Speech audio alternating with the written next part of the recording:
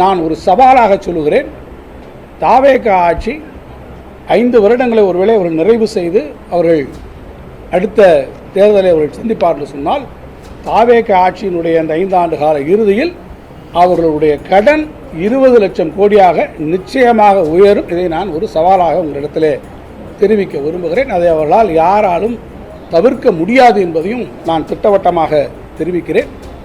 இன்னொன்றையும் கூட சொல்லுகிறேன். பக்கம் பக்கமாக எழுதி கடன் வாங்கிவிட்டார்கள் என்று சொல்லுகிறார்களே, நான் இந்த அரசை நோக்கி, இந்த நிதி அமைச்சகத்தை நோக்கி நான் ஒரு சவாலாக சொல்லுகிறேன். திராவிட முன்னேற்ற கழக ஆட்சி கடந்த 5 ஆண்டுகளில் தாங்கள் ஒவ்வொரு ஆண்டும் வாங்கியிருக்கக்கூடிய சராசரி கடனை விட, ஒவ்வொரு ஆண்டிலும் நாங்கள் வாங்கியிருக்கக்கூடிய சராசரி கடனை விட நீங்கள் உங்களுடைய ஆட்சியில் அந்த நீங்கள் வாங்கக்கூடிய கடனை நீங்கள் குறைத்து வாங்கினோம் என்று நீங்கள் நிரூபித்து விடுங்கள். நான் என்னுடைய பொறுப்பிலிருந்து நான் விலகிக் கொள்கிறேன். நான் சவாலாக சொல்லுகிறேன். அறக்கழகம் பார்வையாளருக்கு வணக்கம். இன்று நாம் சந்திக்கிற மிக முக்கியமான அரசு விமர்சகர், ஊடகவியலாளர் திரு விவேக் அவர்கள். வணக்கம். வணக்கம். குறிப்பா இந்த வெள்ளை அறிக்கை சார்ந்து இப்ப பல்வேறு சர்ச்சைகள், எதிர்ப்பும் ஆதரவும் ஒரு பக்கம் போயிட்டே இருக்குது. இன்று நிதித்துறை அமைச்சர், முன்னாள் நிதித்துறை அமைச்சர் தங்கம் தென்னரசு ஒரு அறிக்கை வெளியிட்டிருக்கார். அதுல இந்த டிவிகே ஆட்சி இந்த மாதிரியான நிறுவனங்கள்ல தொடர்ந்து போகுமாயின் அது அதன் இறுதி 5 ஆண்டு இறுதியில 20 லட்சத்துக்கு மேல கடன் வர வாய்ப்பு இருக்கு. இவர் சொல்வதெல்லாம் அபத்தமான கணக்கா இருக்கிறது, வளர்ச்சி திட்டத்தை கணக்கில் கொள்ளாமல் செய்யக்கூடிய கணக்கா இருக்கிறது. இந்த வெள்ளை அறிக்கை என்பது திசை மாற்றும் முயற்சின்ற ஒரு குற்றச்சாட்டை பொது வைக்கிறாரு. முதற்கட்டமா எப்படி பாக்குறீங்க? முதல்ல இந்த வெள்ளை அறிக்கை அப்படிங்கறது அவங்க ஏதோ பினான்சியல் சுச்சுவேஷன் என்ன அப்படிங்கிறத வெளிப்படுத்துறதுக்காக வைக்கிறாங்களா அப்படிங்கிற கேள்வி இருக்கு. ஏன் அப்படின்னா, முதல்ல வந்த உடனே அவங்க சொன்னது என்னன்னா, 10 லட்சம் கோடி கடனை நம்ம மேல தூக்கி வச்சுட்டு, தாங்க முடியாத சுமையை தூக்கி வச்சுட்டு போயிருக்கிறாங்க அப்படின்னு சொன்னாங்க. வெள்ளை அறிக்கையை விடுறதுக்கு முன்னாடியே, அதாவது நான் இனிமேதான் போய் உள்ள என்ன இருக்கு என்ன இல்லைன்னு பார்க்கணும் அப்படின்னு சொல்றவரு, உள்ள என்ன இருக்குன்னு பார்க்காமலேயே 10 லட்சம் கோடி கடனை சுமையாக நம்ம மேல தூக்கி வச்சுட்டு போயிருக்கிறாங்க, கஜானாவை வலிச்சு எடுத்துட்டு போயிருக்கிறாங்க அப்படின்லாம் ஆரம்பிக்கும் போதே அந்த குற்றச்சாட்டோட தான் இந்த ஆட்சியை விஜய் ஆரம்பிச்சார். அப்ப இந்த வெள்ளை அறிக்கை அப்படிங்கறத அவங்க அதுக்கான எதுக்காக பயன்படுத்துறாங்க அப்படிங்கிறத இந்த அறிக்கையிலேயே என்ன சொல்றாங்க அப்படின்னா, அவங்க கொடுத்திருக்கக்கூடிய திட்டங்கள் இருக்குல்ல, புது புது திட்டங்கள், தேர்தல் வாக்குறுதியில நிறைய கொடுத்திருக்கிறாங்க. அதுல குறிப்பா பார்த்தோம்னா, அந்த 2500 ரூபாய் மகளிர் உரிமை தொகைன்னு கொடுத்திருக்கிறாங்க. தமிழ்நாடு முழுக்க எல்லா பஸ்லயும், கன்னியாகுமரியில இருந்து சென்னை வரைக்கும் எல்லா பேருந்துமே ஃப்ரீ அப்படிங்கறத கொடுத்திருக்கிறாங்க. 6 சிலிண்டர் ஃப்ரீ கொடுத்திருக்கிறாங்க. வேலையில்லா இளைஞர்களுக்கு காசு, தாய் மாமன் சீரு, அண்ணன் வீட்டு சீருன்னு அடிச்சு தள்ளியிருக்காங்க. அப்ப இதெல்லாம் நடைமுறைப்படுத்தணும்னாலுமே கூடுதலாக வழக்கமா இப்ப நடக்கிற செலவு இல்லாம கூடுதலா ஒரு 1.5 லட்சம் கோடி அப்படிங்கிறது தமிழ்நாடு அரசுக்கு செலவாகும் வருஷம் வருஷம். அப்ப தாவேக ஆட்சியினுடைய இந்த 5 வருஷத்துக்கு கணக்கு பண்ணோம்னா கூடுதலா 7.5 லட்சம் கோடி அப்படிங்கிறது எக்ஸ்ட்ரா செலவாகும். இப்ப ஆகிற செலவு இல்லாம கூடுதலா ஆகும். அப்ப இதை கடன் வாங்காம செய்ய முடியாது. அப்ப என்னன்னா, இதெல்லாம் செய்யறதுக்கு நம்ம கிட்ட பணம் இல்ல, இதுக்கான பொருளாதார சூழல் இங்க இல்ல, ஏன்னா கடனை வச்சுட்டு போயிருக்கிறாங்க அப்படிங்கிறதுதான் அவங்க, அதுக்காக தான் இந்த வெள்ளை அறிக்கை அப்படிங்கறத பயன்படுத்துறாங்க. அதுல அவங்க வைக்கக்கூடிய ஒவ்வொரு பர்செப்ஷனும் அதை நியாயப்படுத்துற வகையில தான் இருக்கு. எங்களால புதுசா இதெல்லாம் பண்ண முடியாத சூழல் இங்க இருந்துகிட்டு இருக்கு, அதனால நாங்க எங்க திட்டத்தெல்லாம் இப்ப உடனடியா எங்களை நடைமுறைப்படுத்த சொல்லி கேட்காதீங்க, முடிஞ்சா பார்ப்போம் அப்படிங்கிற இடத்துல இதை பயன்படுத்துறாங்க. முதல்ல இந்த கடன் அப்படிங்கிறத நம்ம ரொம்ப எளிமையா புரிஞ்சுக்கணும். அப்படின்னா, இப்ப ஒரு 10 லட்சம் கோடி கடன் அப்படிங்கிறது தமிழ்நாடு மாதிரியான ஒரு மாநிலத்துக்கு அது தாங்க முடியாத கடனான்னு கேட்டா கிடையாது. ஏன் அதை அப்படி நம்ம பார்க்க வேண்டியிருக்கு அப்படின்னா, கவர்மெண்ட் ஆஃப் இந்தியா பர்மிஷன் வாங்கி தான் every borrowing can be done. So government permission இல்லாம எந்த பாரோயிங் செய்யப்படவும் இல்ல, செய்யப்படவும் முடியாது. சோ அந்த உச்சவரம்புக்கு உள்ளதான் இருக்குது. இப்ப என்ன மாதிரி ஒரு தனிநபர் எனக்கு பார்த்தோம்னா, அது ஒரு 10,000 ரூபாய் கடன் இருந்தாலே அது ஐயோ கடன் இருக்கேன்னு உறுத்திக்கிட்டே இருக்கு. ஆனா அதானி இருக்கிறாருல்ல, அவருக்கு 10,000 கோடி கடன் இருக்கு. அப்ப இப்ப எனக்கு 10,000 ரூபாய் தான் கடன் இருக்கு, அதானிக்கு 10,000 கோடி கடன் இருக்கு. 2 பேர்ல யாரு பொருளாதாரத்துல சிறந்தவங்க? கண்டிப்பா 10,000 கோடி கடன் வச்சிருக்காரு அதானி தான் பொருளாதாரத்துல சிறந்தவர். நான் 10,000 அவரை விட ரொம்ப ரொம்ப கம்மியா கடன் வச்சிருக்கிறேன், ஆனா நான் பொருளாதாரத்துல சிறந்தவன் கிடையாது. ஏன் அப்படின்னா, என்னுடைய தாங்கும் திறனுக்கு கடன்கிறது 10,000 தான். அதானியுடைய தாங்கும் திறனுக்கு கடன் 10,000 கோடி. அப்ப யார் யாருக்கு கடன் தாங்கும் திறன் எவ்வளவு இருக்குதோ அதுக்கேற்ற மாதிரிதான் அவங்க கடன் வாங்க முடியும். இப்ப நான் வந்து எந்த பிசினஸுமே பண்ணல, மாச சம்பளத்துக்கு வேலை பார்க்கிறேன். இப்ப என் பக்கத்து வீட்டுல ஒருத்தர் இருக்கிறாரு, அவர் வந்து ஒரு சூப்பர் மார்க்கெட் வச்சிருக்கிறாரு. அவர் என்ன பண்றாரு, பேங்க்ல போய் 1 கோடி ரூபாய் லோன் வாங்கி இன்னும் 2 சூப்பர் மார்க்கெட் எக்ஸ்ட்ரா கட்டுறாரு. அப்ப இதுல யாரு பொருளாதாரத்தை கரெக்டா பிளான் பண்றோம்? அவருதான் அதிகமா கடன் வாங்குறாரு. ஆனா பொருளாதாரத்துல கரெக்டா மேனேஜ் பண்றது யாருன்னா நான் கிடையாது, அவர் தான். ஏன்னா அவர் அடுத்தடுத்து அவருடைய நிலையை உயர்த்திக்கிட்டே போறார் கடன் வாங்குறது மூலமா. அதை நம்ம வந்து பொருளாதார சீரழிவுன்னு சொல்ல முடியாது. அப்படித்தான் தமிழ்நாடு கடன் வாங்கி இருந்தாலுமே பொருளாதாரத்துல 2 மடங்கு உயர்ந்திருக்கு. இப்ப நீங்க 2021ல 5 லட்சம் கோடி கடன் இருந்தது, 2026ல 10 லட்சம் கோடி, இப்ப 2021ல 5 லட்சம் கோடி கடன் இருந்தது, 2026ல 10 லட்சம் கோடி கடனா ஆயிருக்குது. டபுள் மடங்கு ஆயிருக்கு. கடந்த 60 வருஷத்துல தமிழ்நாடு வாங்கின கடனை விட இந்த 5 வருஷத்துல வாங்கின கடன் தான் அதிகம் அப்படின்னு சொல்றாங்க. நம்ம எப்படி பாக்கணும்னா 2021ல தமிழ்நாட்டினுடைய ஜிடிபி அப்படிங்கிறது 19 லட்சம் கோடி. இன்னைக்கு தமிழ்நாட்டினுடைய ஜிடிபி அப்படிங்கிறது 35 லட்சம் கோடியை விட அதிகம். தமிழ்நாட்டினுடைய ஜிடிபியும் கிட்டத்தட்ட 2 மடங்கு அளவுக்கு அதிகமாயிருக்கு. அப்ப கடனும் 2 மடங்கு தான் அதிகமாகும். ஏன்னா ஜிடிபி அதிகமா இருக்கு, தமிழ்நாட்டினுடைய கடன் வாங்கும் திறன் அதிகமா இருக்கு. எவனால வாங்க முடியுமோ அவன் தான் கடன் வாங்க முடியும். எல்லாரும் போய் இப்ப எனக்கு போய் 10 லட்ச ரூபாய் கடன் கேட்டா பேங்க்ல கொடுப்பாங்களா? இல்ல 1 கோடி நான் லோன் கேட்டா பேங்க்ல தருவாங்கன்னா தரமாட்டாங்க. அதே என் வீட்டுல இருக்க சூப்பர் மார்க்கெட் பக்கத்துல வச்சிருக்காரு, அவர் 1 கோடி கேட்டா தருவாங்க. இப்ப யாரால கடன் வாங்க முடியுமோ அவங்கதான் வாங்க முடியும். அது லோன். அது நம்ம கடன்ன்ற வார்த்தையை பயன்படுத்தும் போது அது ஏதோ அன்றாட செலவுக்கே காசு இல்லாம அன்னாடம் காட்சியா கடன் கேட்கிறோம்ல, அந்த மாதிரி ஒரு பொருள்ல படுது. அது ஆக்சுவலா லோன். இப்ப நம்ம எஜுகேஷன் லோன் வாங்குறோம். எதுக்கு வாங்குறோம்னா நம்ம படிச்சு டிகிரி வாங்கி இன்னும் நிறைய சம்பாரிச்சு வாழ்க்கையில முன்னேறதுக்காக தான் வாங்குறோம்.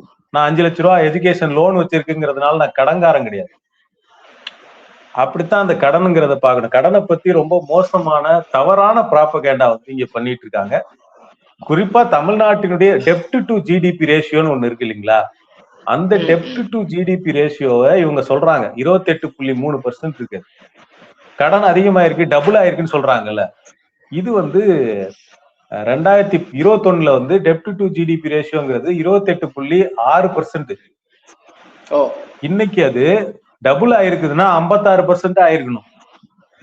ஜிடிபில நம்மளுடைய கடன் எவ்வளவு, மாநிலத்தினுடைய மொத்த உற்பத்தியில நம்மளுடைய கடன் எவ்வளவு பர்சன்ட் அப்படின்னு பார்த்தா அன்னைக்கு 28.6% தான். இன்னைக்கு டபுள் ஆயிருக்குதுன்னா 56% ஆயிருக்கணும்ல.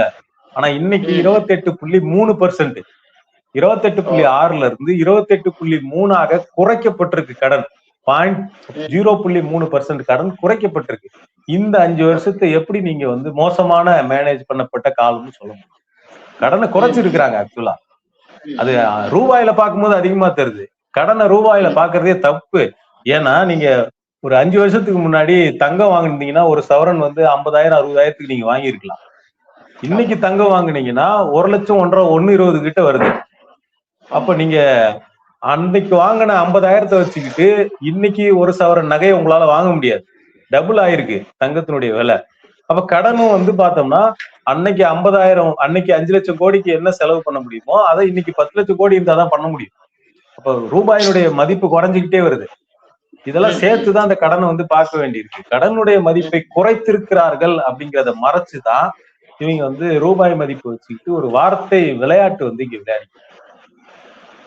இன்னொரு மரியா வில்சன் பேசுகிற பொழுது அவர் வந்து அந்த நிபுணத்துவத்தோடு பேசுகிறாரா அல்லது எழுதி கொடுத்ததை வாசிக்கிறாரா என்ற கேள்வி எழுப வருது. கேட்ட பத்திரிகைகளை கேட்ட கேள்விக்கு நழுவி போவது பார்க்க முடியுது.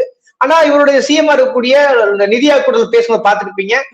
அதாவது நாட்டிலேயே 2வது பொருளாதாரமான வளர்ந்திருக்கிறோம்ன்ற டேட்டாவை அவரே தர்றாங்க. அதே பெண்கள் பாதுகாப்பு, வேலை வாய்ப்பு, படிப்பு விஷயத்து வேலை வாய்ப்புல கூட 40% பெண்கள் இருக்கிறதா சொல்றாங்க. ஒரு பக்கம் கஜானா காலிங்கிறாங்க, இன்னொரு பக்கம் வளர்ந்த பொருளாதார மாநிலம் 2வது மாநிலம்ன்றதை அவங்களே ஒப்புக்கிறாங்க, இன்னொரு பக்கம் வெள்ளை அறிக்கை விடுறாங்க. இந்த முரண்பாடுகளுடைய அரசியலுக்காகத்தானா அல்லது இதுக்கு ஏதாவது ஒன்று கூட தொடர்பு இருக்கிறதா? அது ஒரு பெரிய ஹிப்போக்ரசி. அது வந்து இரட்டை நிலைப்பாடு தான். அது நீங்க வந்து கஜானா காலினா அந்த ஸ்டேட்டை வளர்ந்த ஸ்டேட்னு எப்படி சொல்லுவீங்க? கஜானா காலி அப்படிங்கறது அர்த்தம் என்னன்னா பேங்க்ரப்ட்னு அர்த்தம். திவால் தமிழ்நாடுங்கிற மாநிலமே திவால் ஆயிடுச்சுன்னு அர்த்தம். கஜானா காலினா அதை எப்படி நீங்க வந்து இன்னைக்கு இந்தியாவிலே சிறந்த 2வது மாநிலம்னா அதை எப்படி கஜானா காலியா இருக்க முடியும்? அப்ப பெண்களுக்கு பாதுகாப்பு இல்லைன்னு சொல்றாரு. இங்க உட்காந்துட்டு பெண்கள் பாதுகாப்பு நான் தான் கொண்டு வருவேன், அதுக்குதான் சிங்கப்பெண் படையை கொண்டு வந்திருக்கேன், பெண்களுக்கு இங்க பாதுகாப்பே இல்லைங்கிறாரு. இன்னொரு பக்கம் நிதி ஆயோக் கூட்டத்துல பெண்கள் பாதுகாப்புல வந்து பல முன்னேற்றங்களை தமிழ்நாடு கண்டிருக்குது அப்படின்னு சொல்றாரு. இது எல்லாமே இரட்டை நிலைப்பாடு, எல்லாமே அரசியல். இந்த இந்த வெள்ளை அறிக்கையுமே கூட அரசியல் அறிக்கை மாதிரி ஆயிடுச்சு அப்படிங்கிறது தான் அதுல இருக்கக்கூடிய துயரம். அதுல இன்னொன்னு என்ன பண்றாங்கன்னா, இந்த 10 லட்சம் கோடி கடனோட நிறுத்தல. பப்ளிக் செக்டார் யூனிட்ஸ் சொல்லக்கூடிய அரசு துறை கம்பெனிகள் இருப்பாங்கல்ல, அதோடைய கடனும் வந்து அரசாங்கத்தோட கடன் தான் அப்படின்னு கொண்டு வந்து சேர்க்கிறாரு இதுல. அதுக்கு ஒரு எக்ஸாம்பிள் வேற சொல்றாரு. உங்க வீட்டுல நீங்க ஒரு கடன் நடத்துறீங்க, பிசினஸ் நடத்துறீங்க, அது பேர்ல லோன் வாங்குறீங்க, அந்த லோனை அந்த நிறுவனத்தால கட்ட முடியல, அப்ப அந்த கடனை நீங்க தானே கட்டி ஆகணும், அது உங்க கடன் தானே, அதை போய் எப்படி உங்க கடன் இல்லைன்னு சொல்லுவீங்க அப்படின்னு ஒரு லாஜிக் பேசுறாரு. ரொம்ப அமெச்சூரா இருக்கு. ஒரு பொருளாதாரம் தெரிஞ்ச யாருமே இந்த மாதிரி ஒரு அமெச்சூரான லாஜிக் வந்து பயன்படுத்த மாட்டாங்க. பொதுத்துறை நிறுவனங்கள்ங்கிறது அது தனி கார்பரேட் என்டிட்டி, அதுக்கு தனியா அதுக்கு வந்து தலைவர்கள் இருப்பாங்க, அதுக்கு தனியா ஃபுல் இன்ஸ்டிடியூஷனுமே தனியா இருக்கும். அதோடைய கடனுக்கு அரசாங்கம் பொறுப்பாக முடியாது.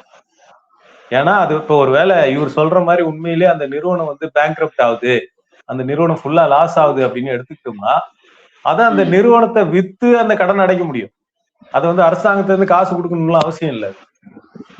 அப்ப இவர் என்ன பண்றாருன்னா, எலக்ட்ரிசிட்டி போர்டுக்கு இருக்கக்கூடிய கடன், டிரான்ஸ்போர்ட் கார்பரேஷனுக்கு இருக்கக்கூடிய கடன், சிவில் சப்ளை இதுக்கு இருக்கக்கூடிய கடன், இது எல்லாத்தையும் கொண்டு வந்து அரசாங்கத்தோட சேர்த்து 10 லட்சம் கோடி இல்ல 13.8 லட்சம் கோடி அப்படின்னு சொல்றாரு. இப்ப இபி எலக்ட்ரிசிட்டி போர்டுக்கு 2.4 லட்சம் கோடி கடன் இருக்கு, டிரான்ஸ்போர்ட் கார்பரேஷனுக்கு கடன் இருக்கு. அப்ப நம்ம இதை எப்படி சொல்லலாம்னா, டிரான்ஸ்போர்ட் கார்பரேஷனுக்கு ஒரு எக்ஸ்பிளைன் பண்றாரு.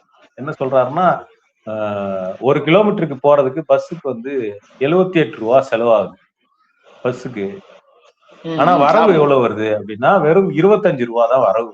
அப்ப 53 ரூபா லாஸ் ஆகுது அப்படின்னு சொல்றாரு. அப்ப என்ன சொல்றாருன்னா, இதை டிஎம்கே வந்து ரொம்ப மிஸ்மேனேஜ் பண்ணிருக்கு. நம்ம இதை எப்படி புரிஞ்சுக்கலாம் அப்படின்னா, 78 ரூபா 1 கிலோமீட்டருக்கு செலவாகுது, ஆனா மக்கள் கொடுக்குற காசுங்கிறது வெறும் 25 ரூபா தான். மக்கள்கிட்ட டிக்கெட்டை ஏத்தி வாங்காம திமுக தப்பா மேனேஜ் பண்ணி, அப்படி எடுத்துக்கலாமா? அத அப்படித்தானே சொல்ல வர்றாரு அவரு. டிக்கெட்டை ஏத்தி இருந்தா என்ன சொல்லியிருப்பாரு? ஏய் மக்கள் விரோத அரசாங்கமே, மக்கள் மீது சுமையை திணிக்கிறாயா அப்படின்னு சொல்லியிருப்பாரு. ஆனா டிக்கெட் ஏத்தலன்னொடனே இந்த லாஸுக்கும் சேர்த்து நீங்க தான் காரணம். இப்ப மக்கள் ஃப்ரீ பஸ் பாஸ் கொடுக்குறாங்க மாணவர்களுக்கு, மகளிருக்கு இலவச பேருந்து, கட்டணம் இல்லா பேருந்து இருக்கு, இதெல்லாம் சேர்த்து லாஸ் வந்து கூட தான் செய்யும். இன்னைக்கு நீங்க வந்து தமிழ்நாடு முழுக்க பேருந்துகளுக்கு வந்து ஃப்ரீன்னு அறிவிச்சிருக்கீங்க, அப்ப கூடாதா லாஸ்? இப்ப என்னன்னா, இந்த லாஸுக்கு பதிலா வந்து பேருந்து கட்டணத்தை உயர்த்தி அந்த லாஸ வந்து கொண்டு வரணுமா கண்ட்ரோல்ல? அதை எப்படி அரசாங்கத்தினுடைய கடன் சொல்லுவீங்க? அதே மாதிரி இபில விவசாயிகளுக்கு இலவச கடன் இருக்கு, விவசாயிகள் இலவச கடனை ரத்து பண்ணா இன்னும் கொஞ்சம் காசை மிச்சப்படுத்தலாம், இன்னும் கொஞ்சம் கடனை கம்மி பண்ணலாம் வேணும்ல? அதுதான் சொல்ல வரீங்களா நீங்க? அப்ப என்னன்னா, இது மாதிரி ஒரு இதெல்லாம் திட்டத்துல வச்சிருக்கிறாங்களான்னு ஒரு சந்தேகம் இருக்கு. ஆக்சுவலா என்னன்னா, இந்த சொந்த வரி வருவாய் குறைவா இருக்கிறது அதுவும் ஒரு காரணம் அப்படின்னு சொல்லிட்டு இன்னொரு பட்டியல் போடுறாரு. அதுல வந்து இந்த முத்திரைத்தாள் கட்டணம் அதை பத்தி சொல்ற, அதுல பண்ண வேண்டிய ரிஃபார்ம் எல்லாம் அந்தந்த டைம்ல பண்ணல அப்படின்னு. ரிஃபார்ம்னா என்ன? முத்திரைத்தாள் பதிவு கட்டணத்தை வந்து அப்பப்போ வருஷம் ஏத்தி இருக்கணும், அதை ஏத்தாம விட்டாங்க. அப்ப இதுவுமே என்ன, ஏத்தி இருந்தா மக்கள் விரோத அரசாங்கம், ஏத்தலைன்னா மிஸ்மேனேஜ்மெண்ட். இப்படி போனாலும் அடி, அப்படி போனாலும் அடி, எப்படினாலும் அடி வாங்க போறது நீங்க தான். அதே மாதிரி வந்து வரி வந்து வருவாய் கம்மியானதுக்கு இன்னும் சில காரணங்கள் இருக்கு.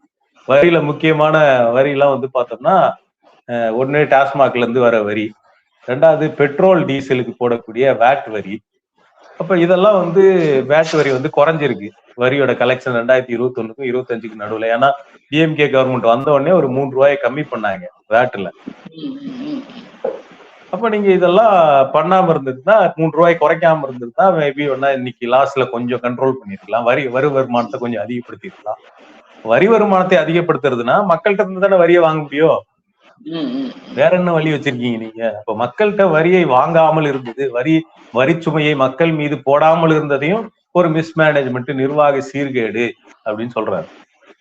இப்படி பல விஷயங்களை வந்து நம்ம வந்து அதுல வந்து பார்க்க வேண்டியது. அப்ப இதுல நம்ம புரிஞ்சுக்க வேண்டிய விஷயம் என்னன்னா, இவங்க கொடுத்த வாக்குறுதிகள் நிறைவேற்றுவாங்கன்ற எதிர்பார்ப்பை கூட விடுங்க. அது நடக்குமா நடக்காங்கிற ஒரு கேள்விக்குறி, மக்கள் கேள்வி வைப்பாங்க, அவங்க பதில் சொல்லுவாங்கன்னு வச்சுக்கோ. ஆனா அதை தாண்டி இவங்க வேற ஒரு ஐடியாவுக்கு நகர்றாங்களா, வேற ஒரு திட்டத்துக்கு நகர்றாங்களா, அதாவது பஸ் பேர் ஏத்துறது, மின்சார கட்டணத்தை ஏத்துறது, அந்த நகர்வு நோக்கி போறாங்களா அப்படின்னு டவுட் வருது. கொடுத்த வாக்குறுதியை நிறைவேற்றாம பரவாயில்ல, ஆனா மறுபடியும் வந்து விலையேற்றத்தை அறிவிச்சா இப்ப உள்ள பொருளாதார நெருக்கடியில பெட்ரோல் விலை ஆல்ரெடி ஏற்பி கிடக்குது. இந்த சூழ்நிலைக்கு அவங்க போறாங்களா? இறுதியா தன்னந்தனர் செய்யக்கூடிய விமர்சனங்கள் சரியானதுதான்.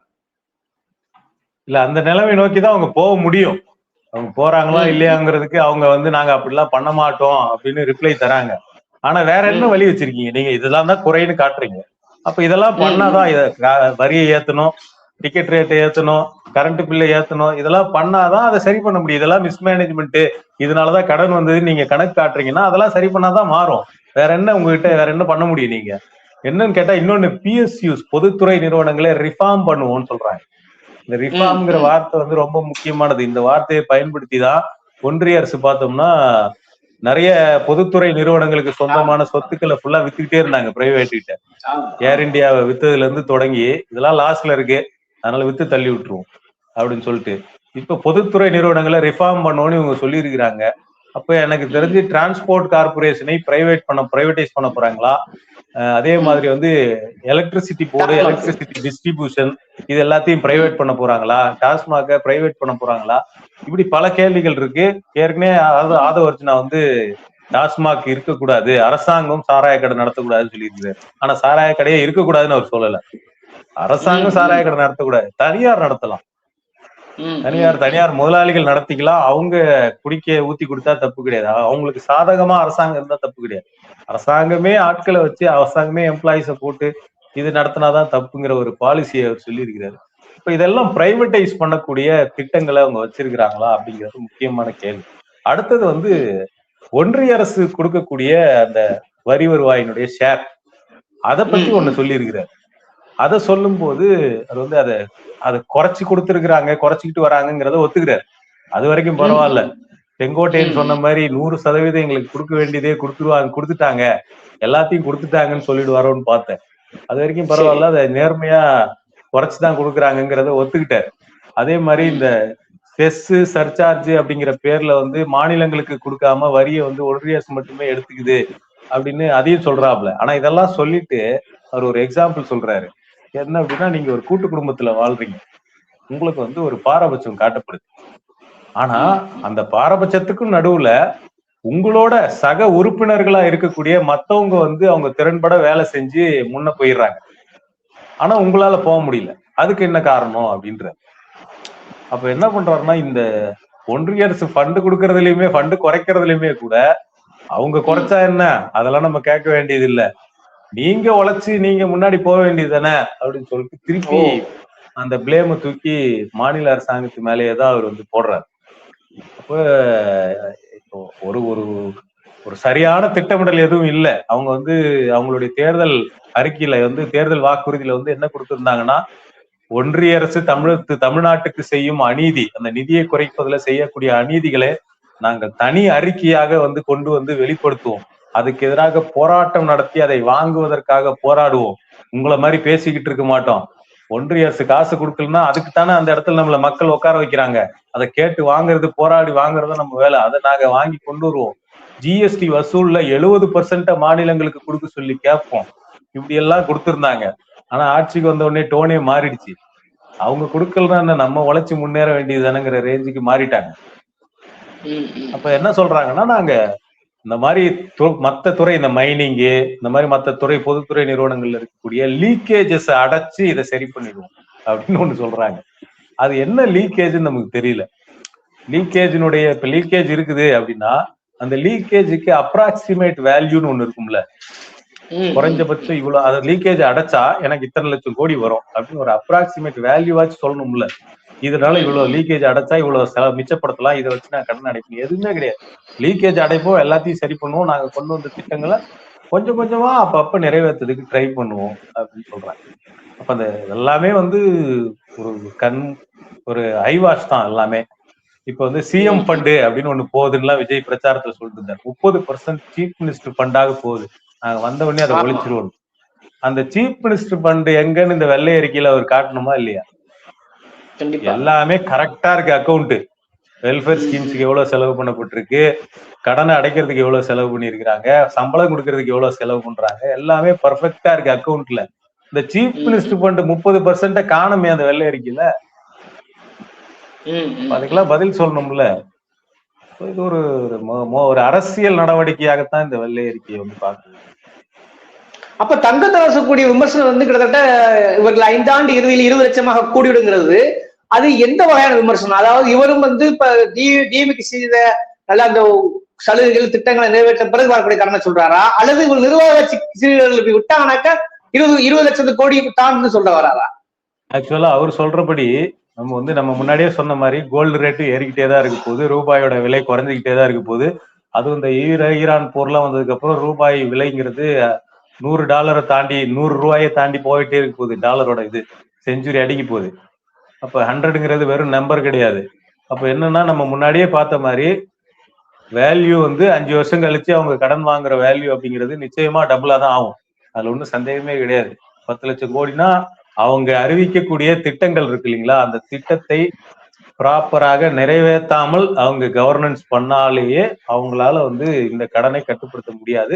இந்த கடன் டபுளை நோக்கி தான் போகும். ஏன்னா கடந்த காலங்கள்ல முழுக்கவே எல்லா ஆட்சியிலுமே இந்த கடன் மதிப்பு டபுளுக்கு மேலவே ஆயிருக்கு.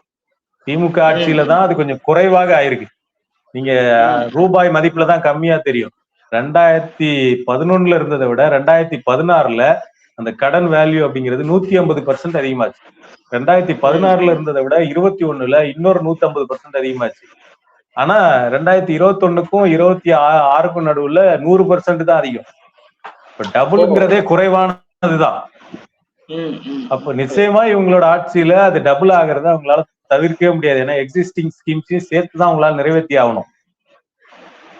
ஆனா இப்ப அவங்க சொன்ன ஸ்கீம்ஸ் இருக்கு இல்லைங்களா, அதையெல்லாம் அவங்க நடைமுறைப்படுத்தணும் அப்படின்னா உண்மையிலேயே கடன் மதிப்பு அப்படிங்கிறது 150-200% தாண்டி போகும் வேல்யூ இன்க்ரீஸ் ஆகுறது அப்படிங்கிறது. அப்ப என்னன்னா இன்னைக்கு அவங்க பேசிட்டு போயிடலாம் அரசியலுக்காக, நாளைக்கு அவங்க குத்தி இருக்கக்கூடிய இதே அந்த இருமுனை கத்தியை அவங்க கையில் எடுத்திருக்கிறாங்க. இப்போதைக்கு அந்த கத்தியை வச்சு திமுக குத்தி இருக்கிறாங்க. அதே கத்தி நாளைக்கு அவங்கள குத்துறதுக்கு தயாராக இருக்கு அப்படிங்கறத நம்ம புரிஞ்சுக்கணும். ஏன்னா கண்டிப்பா அது இந்த கடன் இல்லாம அரசாங்கம் நடத்த முடியாது. தமிழ்நாட்டினுடைய ஜிடிபி வளர்ந்துகிட்டே தான் இருக்கும். அப்ப நீங்க அதுக்கேற்ற மாதிரி கடன் வாங்கிட்டே தான் ஆகணும். மக்களுக்கும் நீங்க அதுக்கேற்ற மாதிரி பண்ணிதான் ஆகணும். அது கடன் தடுக்க முடியாது. ஓகே, டேட்டா வாரியாக வைக்கக்கூடிய விமர்சனங்களை அப்படியே வந்து ஒரு விழாவாரியாக எந்தெந்த துறையில எப்படி நடந்துக்கிறது, அது ஒன்றிய அரசோட ஒப்பிட்டு பார்க்கும்போது கடன் அளவு ஒன்றிய அரசு அளவு குடித்தா இருக்குது. அதே தமிழ்நாடு அரசும் இன்னொரு தாங்கும் திறன்ன்ற தெளிவாக விமர்சனம் முன் வச்சிருக்கீங்க. அது அப்படியே மக்கள் இந்த ஒன்றிய அரசு பத்தி ஒரே ஒரு விஷயம், தமிழ்நாட்டோட கடனை பத்தி எல்லாரும் பேசுறாங்க. தமிழ்நாட்டுக்கு இருக்கிற கடன் மாதிரியே ஒன்றிய அரசுக்கு கடன் இருக்கு. ஒன்றிய அரசுக்கு வந்து 214 லட்சம் கோடி கடன் இருக்கு. தமிழ்நாட்டுக்கு 10 லட்சம் கோடி. இப்ப இது 10 லட்சம் கோடிய 7 கோடி மக்களுக்கு ஸ்பிளிட் பண்ணி போட்டு 1,28,000 ரூபாய் ஒவ்வொருத்தர் தலைமையில இருக்குன்னு சொல்றாங்க. ஒன்றிய அரசோட 214 லட்சம் கோடிய 140 கோடி மக்களுக்கு பிரிச்சு போட்டா ஒவ்வொருத்தர் தலைமையிலையும் கிட்டத்தட்ட 1.25 லட்சம் ரூபாய் கடன் இருக்கு. இத பத்தி யாருமே பேச மாட்டாங்க. கடன் மாநில அரசு கடன் வாங்கினாதான் தப்பு, அந்த கடன் தான் மக்கள் மேல இருக்கு. ஒன்றிய அரசு கடன் வாங்கினா தப்பு கிடையாது, அந்த கடன் வந்து இந்திய மக்கள் மேல எல்லாம் கிடையாது. இது வித்தியாசமான லாஜிக்கா இருக்கு. அந்த தனிநபர் கடன் இருக்கு இல்லையா, அந்த தனிநபர் கடனை அடைக்கிறதுக்கு இன்னைக்கு ஒரு நபர் என்ன பண்றாருன்னா, ஒரு சமூக ஆர்வலர் பேர்ல டிவிக்கு அந்த செயலாளர்கிட்ட போய் என்னோட 1 லட்சம் கடன் என் மேல கடன் நான் கொடுத்துறேன் அடைக்கிறேன்னு முன் வந்திருக்காரு. அப்ப இது என்ன விதமான வினோதமா அல்லது இது என்ன விளம்பரமா? அது முட்டாள்தனம். அந்த முட்டாள்தனத்தை மக்களிடம் பரப்புறதுக்கான வேலையை தான் இவங்க பண்ணிட்டு இருக்காங்க. இந்த முட்டாள்தனத்தை ஆரம்பிச்சவர் யாருன்னா விஜய் தான். அவர் வந்து அந்த தமிழ்னு ஒரு படம் நடிச்சார். அந்த படத்துல வந்து இந்தியாவோட கடனை நான் அடைக்க போறேன்னு சொல்லிட்டு குடியரசுத் தலைவருக்கு பணம் அனுப்புவார். அப்படி எல்லாம் குடிமக்களுக்கு கடனை அடைக்க பணம் அனுப்புவதற்கான எந்த வழியுமே கிடையாது. அவர் அனுப்பின படத்தை ஒண்ணு போஸ்ட்மேன் எடுத்து போயிருப்பான், இல்ல பிரசிடென்ட் ஆபீஸ்ல இருக்கக்கூடிய ஏதோ ஒரு எம்ப்ளாயி எடுத்து போயிருப்பான். அதுக்கு மேல அதுல ஒண்ணும் மக்களுக்கு அரசாங்கத்தினுடைய கடனை அடைக்கிறது வேலையும் கிடையாது, அதுக்கான வழியும் சட்டத்துல கிடையாது. சீஃப் மினிஸ்டர் ரிலீஃப் ஃபண்டு அப்படின்னு ஒரு ஃபண்டு இருக்கு. அந்த ஃபண்டுங்கிறது பேரிடர் நிவாரண பணிக்காக, நிவாரணத்துக்காக ஒதுக்கப்படுற ஃபண்டு. இப்போ ஒண்ணு பேரிடர் வந்தாலோ இல்ல ஏதோ ஆக்சிடென்ட் ஆனாலோ அரசாங்கம் மக்களுக்கு நிவாரணம் கொடுப்பாங்க இல்லைங்களா, அந்த நிவாரணத்துக்காக மட்டும்தான் அதுல இருக்கக்கூடிய ஃபண்டை யூஸ் பண்ண முடியும். கடனை அடைக்கிறதுக்கோ சம்பளம் கொடுக்கறதுக்கோ அட்மினிஸ்ட்ரேஷனுக்கோ அந்த காசை பயன்படுத்த முடியாது. முட்டாள்களை உருவாக்கி கொண்டிருக்கிறார், மக்களை முட்டாளாக்கி கொண்டிருக்கிறார். ஓகே, உங்க விமர்சனங்களை அப்படியே மக்கள் பார்வைக்கு விட்டுவிடுகிறேன். இந்த விவாத சூழலில் அறக்களத்துக்கு நேரம் ஒதுக்கியது ரொம்ப நன்றி. நன்றி.